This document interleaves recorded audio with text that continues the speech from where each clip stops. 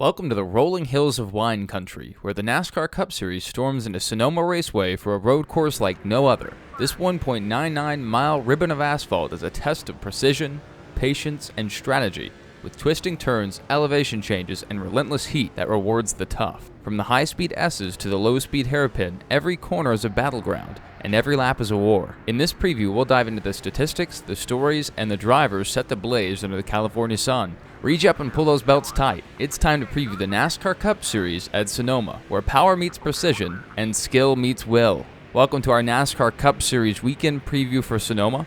Let's go ahead and start off with some of this week's emerging stories. After last week's Chicago street course race, Chicago's Mayor Brandon Johnson and his administration say they're open to 2 more years of the Chicago street course. This comes as big news because Lori Lightfoot was the previous mayor in Chicago, and she brought Chicago into town. And sometimes as administrations change, they try to leave behind much of what the previous administration's efforts were. However, with Chicago being open to the street race coming back, there is a catch. Chicago wants the date of the Cup race moved. It's my understanding that the mayor's office wants Grant Park, the location of the Chicago street course, to be available to other events that would happen on the 4th of July weekend. The search for alternative race dates is on, and NASCAR only has 90 days to request a contract extension with the city of Chicago. That also leaves NASCAR with an open race date next year. They've been rotating out the July 4th race since NASCAR pulled out of Daytona, and personally, I would love to see a return to Daytona for the 4th of July weekend. But NASCAR faces another hurdle with local government officials. The city of Daytona does not want NASCAR in town for the Independence Day weekend. I believe the city enjoys a nice tourism boom on the 4th, and they prefer to have a separate tourism influx during the second Daytona weekend. So one solution I've floated personally on Twitter is that we move up the race date of Spring Talladega by 2 or 3 weeks. That would help with the heat. It would be a much more comfortable race. And then holding the second Talladega race date under the lights July 4th weekend. I think that'd be a fantastic environment. I think a lot of people would have fun. Not that the fall date's a bad date. I wouldn't mind Talladega going back to its Halloween weekend, but having the 4th of July weekend would be pretty cool. However, they would have to install lights, which would cost an untold amount of money. I've been told the electrical grid of Lincoln, Alabama couldn't support the power draw, and my solution to that is just to use solar panels to run the lighting. It would be a huge help to Talladega, even outside of possible night races, if Talladega were to get lights. Several times I've been at the track after long red flags or rain delays, and the worry at Talladega is always if they can get the full race in before it gets too dark. That wouldn't be a worry anymore, and others would probably prefer that NASCAR returns to Road America, where I believe the attendance was over 100,000 for their 4th of July date. So really good attendance. I'm not sure how the drivers would feel about going back there. However, another contingent of the NASCAR fan base would like to see less road courses and not more. So will we see a return to an old track for that 4th of July date, or maybe we see a different city host a street race? They were floating the idea of San Diego, maybe Nashville, or a city in Texas. So we'll see where they end up going. We'll stay tuned for any updates on next year's schedule and what may replace that July 4th Chicago street course date. On the topic of NASCAR's next season, NASCAR is planning to return to Bowman Gray Stadium for the 2026 Clash. That'll be held January 31st and February 1st. If you are a fan of NASCAR returning to its roots on the local short track scene, this would be one you don't want to miss. That place is known as the Madhouse after all. You never know what might happen. In other news, the lawsuit between 2311, Front Row Motorsports, and NASCAR is heating up. A request for a rehearing on the reversal of the injunction that forced NASCAR to allow 2311 and Front Row Motorsports to race as chartered teams was denied. In English, this means that starting with next weekend's race at Dover, the 2311 and Front Row Motorsports cars may lose their chartered status. This means those two teams would no longer be locked into each race. I believe they'll also lose some funding there that's guaranteed to the chartered team. So it can also jeopardize funding for each of these teams. Now there's a rumor that Riley Herbst's family funded his charter. So perhaps we could see Herbst's team split off from 2311 to run as a satellite team. That's just my speculation. So we'll see what ends up happening there. Now, of an interesting note, if this ruling had been made earlier, Bubba Wallace would have missed last week's race. So that's just something to think about. It's very unlikely that one of these teams would DNQ for any of the upcoming races, but that is a possibility now. So these teams will have to watch out for that. And we'll see how 2311 and Front Row handle this shakeup. Let's go ahead and move on to this weekend's event, the Toyota Save Mart 350 at Sonoma Raceway. The track size is 1.99 miles. There are 12 turns. The race length is 110 laps, or 218 miles, so that 350 is kilometers for the Toyota Save Mart 350. Stage 1 length is 25 laps, Stage 2 length 30 laps, and the final stage will be 55 laps. The race will be on TNT, and the race coverage will start at 3 p.m. Eastern, and the race will start at 3:30 p.m. Eastern. Let's go ahead and look at our driver average starts at Sonoma. So this is the top 10 average driver starting positions. With first, we have Kyle Larson with an average start of 3.8, Tyler Reddick with 4.7 in second.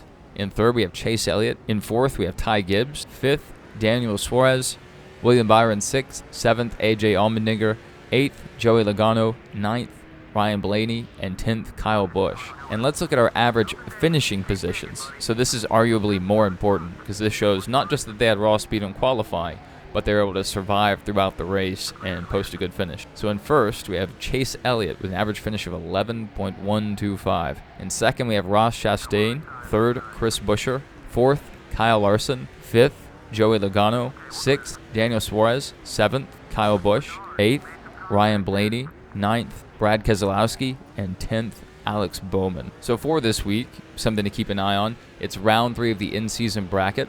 Let's take a look at this week's matchups. First, we have Ty Gibbs taking on Zane Smith. Ty Gibbs has been running very well at the road courses lately. He seems like a pretty good pick, but the average finish for these drivers gives the advantage to Zane Smith. I believe he has a 2-position advantage over Ty Gibbs on average finish at Sonoma. Our next matchup is Tyler Reddick versus Ryan Preece. While Ryan Preece holds the advantage on average finish, Tyler Reddick is a very competent road course racer, and so I would not be surprised to see Tyler Reddick running up front. We'll see how Ryan Preece can combat that. Next, we have Alex Bowman and Ty Dillon.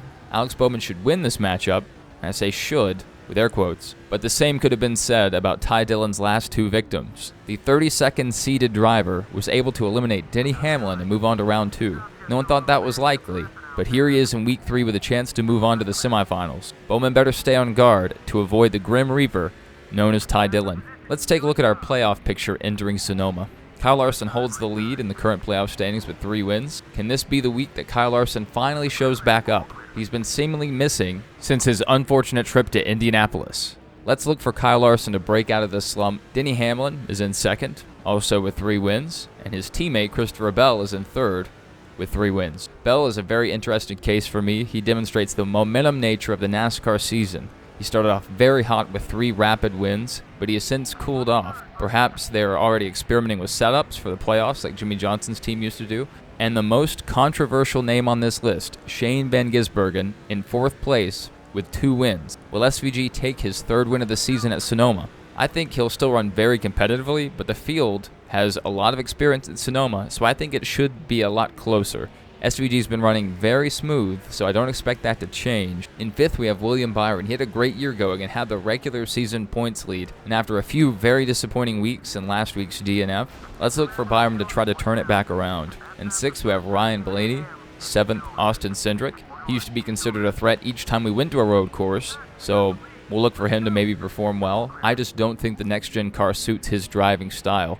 Put him in the Xfinity car, I bet he would light the place up. In 8th, we have Joey Logano. He holds the record for fastest qualifying lap, and he sat on pole for last year's race. In 9th, we have Chase Briscoe. He had a shot to win last week, so perhaps Chase will run well again this week. That 19 team has been trending upward from what I've been seeing. In 10th, we have Josh Berry, and in 11th, we have Chase Elliott, the Gen 6 road course final boss. Perhaps Chase Elliott can find win number 2 at Sonoma. And in 12th, we have Ross Chastain. Not a bad road course racer by any measure. And in 13th, 142 points above the cut line, we have Tyler Reddick. 14th, 39 points above the cut line, Alex Bowman. 15th, 35 points above the cut line, Chris Buescher. In 16th, Bubba Wallace is only 3 points above the cut line. And 17th, on the outside looking in, Ryan Preece, 3 under the cut line. 18th, A.J. Allmendinger is 44 points below the cut line. 19th, Kyle Busch, 47 points below the cut line. One thing of note is some of Kyle's faster RCR cars have been at road courses, so keep an eye out as he's on his pursuit of the postseason. In 20th, we have Eric Jones, 51 points below the cut line, so we'll keep an eye on that playoff bubble throughout the race. Let's talk about the Xfinity and Truck Series. The Xfinity Series is racing at Sonoma on Saturday at 4:30 Eastern, and you can watch that on the CW at 4 p.m. Eastern. And as for the NASCAR Craftsman Truck Series, they're racing at Lucas Oil, Indianapolis Raceway Park. That race will be on Friday at 8 p.m. on FS1. So we have a very full weekend ahead of us. We have a race on Friday, we have a race on Saturday, and a race on Sunday. So we have Fox Sports 1, the CW, and TNT. So make sure to tune in. And after the race on Sunday, look for our race review. That should do it for this weekend's news and race preview. If you have any thoughts, comments, or things you'd like to discuss, leave it in the comments, and I'll try to get back to you. And it may even lead to a dedicated video if the topic is interesting enough. Thank you guys for all the support on our race previews and reviews, and also on the live streams, which have been going very well. Leave a like if you liked it, dislike it if you disliked it, and I hope to see you all in the next one.